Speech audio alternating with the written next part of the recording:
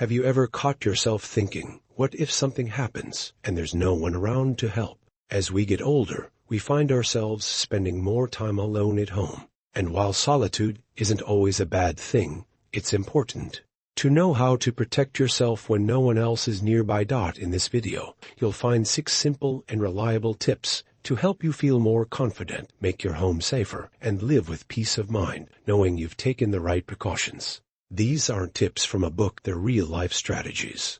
And each one is like a warm, helping hand you can offer yourself. Let's start with something I often suggest first. Consider having a simple emergency button within reach at all times. You'd be surprised how many people I've worked with who felt fine one moment and the next found themselves unable to get up or call for help. As we get older, our balance, blood pressure, and muscle strength can change quickly, and sometimes all it takes is standing up too fast or missing a step for things to go wrong. I know you might be thinking, I don't want to make a fuss, or I've always managed fine, but this isn't about fear, it's about being prepared with one small tool that could make all the difference when seconds matter. I remember one case clearly. Margaret, a 74-year-old woman from northern Minnesota, had been living alone since her husband passed 5 years earlier. She was active, kept her house tidy, and still baked cookies for the church. One winter night, she got up to use the bathroom and suddenly felt dizzy. Before she could steady herself, she fell hard on the floor. She wasn't hurt badly, but she couldn't get up. Her phone was in the other room, and her landline was out of reach. Margaret lay there all night. It wasn't until her neighbor noticed her kitchen light hadn't come on by a.m. like usual that someone finally came to check. Thankfully, she recovered, but the experience shook her. Afterward, she told me, I felt so helpless, like I disappeared for a night. That same week, she ordered a wearable emergency alert button that hangs comfortably around her neck. She even tested it with her daughter to make sure she'd know how to use it. Another client of mine, Joseph from Oregon, 81, had a similar scare after fainting in his garden. He had a wristband alert system and was able to press it right away. An ambulance arrived in under 10 minutes. What I often recommend is to choose a medical alert button that suits your lifestyle. The easiest ones to use are worn on the wrist or as a necklace and work with just one press. Some models even have fall detection or GPS, so help can be sent without you saying a word. Look for something reliable, easy to charge, and with 24/7 support. And if the cost worries you, there are programs and Medicare options that might cover part of it. Just remember, choosing to prepare doesn't mean you're giving in to weakness. It means you care enough about your life to protect it. Like putting a seatbelt on before driving. This is about peace of mind. You deserve to feel safe in your own home, knowing that if something ever goes wrong, help isn't far. Even small changes can be the beginning of living with more confidence, more freedom, and less fear. Another important thing I always bring up, especially when someone tells me they live alone, is this. Take a good look at your locks and front door. You'd be surprised how many people assume their door is secure just because it clicks shut. But the truth is, as we get older, we become easier targets for scams or even break-ins, not because of weakness, but simply because we're seen as more trusting or distracted. Your front door is your first line of defense, and making small changes there can prevent big problems later. I've seen too many cases where people only realize the risk after something frightening happened. And I don't want that to be your experience. One story that stuck with me is Walter, a 68-year-old retired mechanic from a small town in Ohio. He was used to friendly neighbors, so when someone rang the bell dressed like a postal worker, he opened the door without hesitation. The man claimed he had a package that needed a signature inside, but something didn't feel right. Walter stepped back just in time when the man suddenly tried to push his way in. Walter was lucky he managed to slam the door, lock it from inside, and call the police. They caught the guy a few blocks away. After that, Walter told me, I thought I was too smart to fall for something like that. Turns out I was just lucky. He ended up installing a door chain and a smart peephole camera his daughter helped him set up. Another client of mine, Susan, 71 from Illinois, had someone pretending to be from the gas company asked to check her basement. She didn't let him in, but it shook her up. She later had an extra deadbolt installed and says now she feels much safer. Going to bed, one of the easiest steps you can take is to upgrade your locks. A door chain, a latch lock, or even a smart peephole with a small screen can make a huge difference. Many of these are easy to install and don't require drilling or technical know-how. If you're not sure which one to choose, ask a trusted family member or even a neighbor for help. And no matter who's at the door, if you didn't call them, don't open it. Real service workers won't mind if you ask for ID or a callback number. You don't need to live in fear to be prepared. Think of your front door like the gate to a garden. You decide who gets to come in. Taking control of your safety is a quiet kind of strength, and you absolutely deserve to feel secure inside your own home. Something I often recommend to people living alone is this: set up a simple check-in routine with someone you trust. It may sound like a small thing, but having even just one person who expects to hear from you can make a huge difference in an emergency. As we get older, our risk of sudden health events like dizzy spells, heart issues, or low blood sugar increases. And the truth is, it's not always possible to call for help when something happens. That's why a regular "I'm okay" message can be a real safety net. It doesn't need to be complicated or feel like a burden. It just needs to be consistent, so someone notices if you suddenly go quiet. One of my patients, Linda, who's 76 and lives in a quiet neighborhood in Arizona, started doing this with her neighbor Martha about 2 years ago. Every morning, they send a simple text, just "good morning," or even a thumbs up emoji. One day, Martha didn't get a message by a.m. She waited a bit, called Linda twice, then walked over.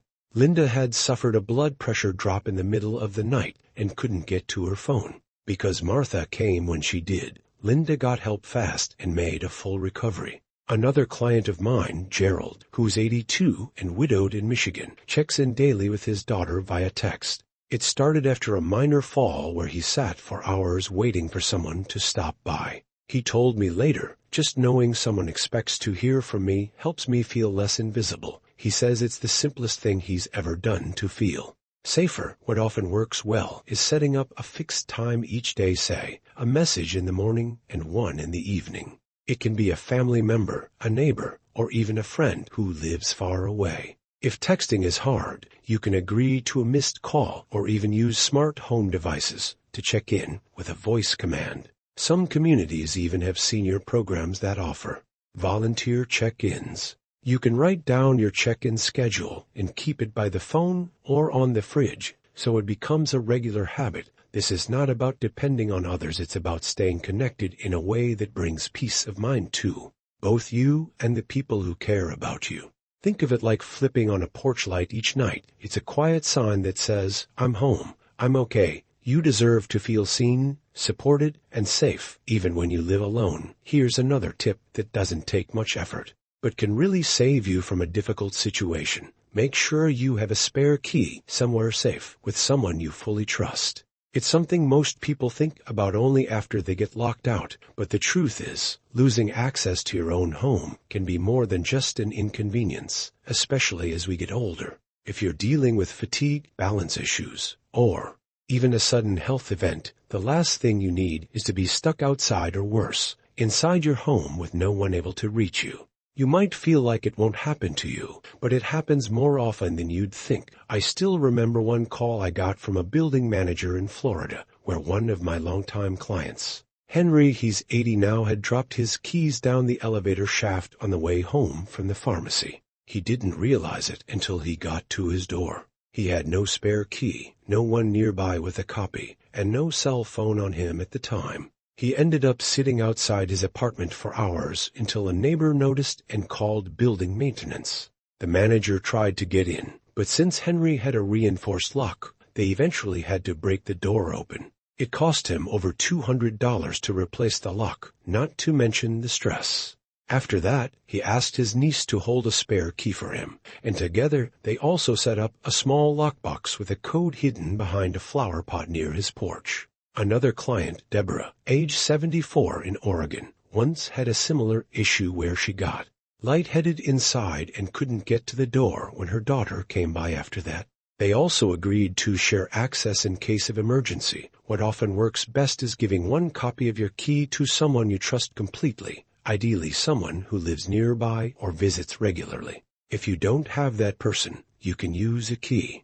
Lockbox, a small, secure box that attaches outside your home and opens with a code. Just be sure to choose a spot that isn't too visible from the street, and only share the code with one responsible person you trust. It's a small step that creates a big feeling of reassurance.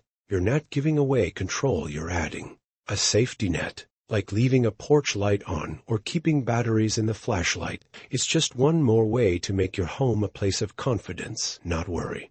And you absolutely deserve that peace of mind. Another step I always bring up, and it might seem small at first, is this. Check your lighting at home, especially in areas you walk through at night. As we age, our eyes naturally take longer to adjust to changes in light, and we don't always notice shadows or steps as clearly. That means walking from a bright bedroom into a dark hallway or getting up at night for a glass of water can suddenly become risky. I've seen people trip over their own slippers or miss a step just because the light wasn't there when they needed it most.